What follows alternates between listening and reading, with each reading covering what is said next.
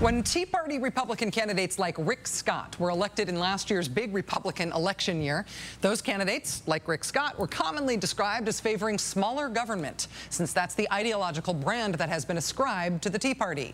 Despite that awesome branding, it turns out that smaller government is not actually what these guys favor. At least it's not the way they have governed. All over the country, the election of Tea Party Republicans has resulted, for example, in a radically expanded role for the government, an expanded role in deciding what happens to your pregnancy, an unprecedented rollback of individual rights on the issue of abortion. In Rick Scott's Florida, his brand of Tea Party Republican big intrusive government has also expanded the role of the state to include mass examination of Floridians' body fluids. Florida Republicans this year, at Governor Scott's urging, instituted mandatory drug tests for Florida residents receiving public assistance. Not Florida residents receiving public assistance and suspected of drug abuse for any reason, just anyone who's getting assistance. If you're getting public assistance, you have to submit urine, blood, or hair samples to Rick Scott. Here's Governor Scott explaining why this is such a priority for Florida Republicans. Studies show that people that are on welfare are higher users of drugs than people not on welfare. But the bottom line is this.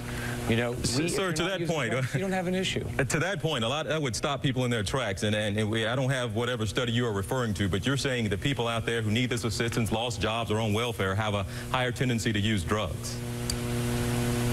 Absolutely. Absolutely. Florida Governor Rick Scott in June defending his drug test poor people plan on the grounds that poor people do more drugs than rich people. Rick Scott's forced drug testing plan did go into effect last month. The Tampa Tribune reporting today that the state's own numbers from the new program show that about 2% of welfare applicants are failing the drug test so far. And hey, look, a study by the Office of National Drug Control Policy showing that just over 8% of Floridians use illegal drugs.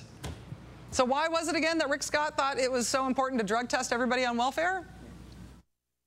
People that are on welfare are higher users of drugs than people not on welfare. Not according to the figures being gathered as a result of your forced drug tests, Governor.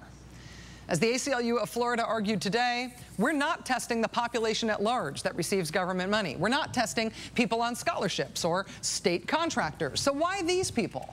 It's obvious, because they're poor. This is just punishing people for being poor. Really, really, really big intrusive government. Tea Party style.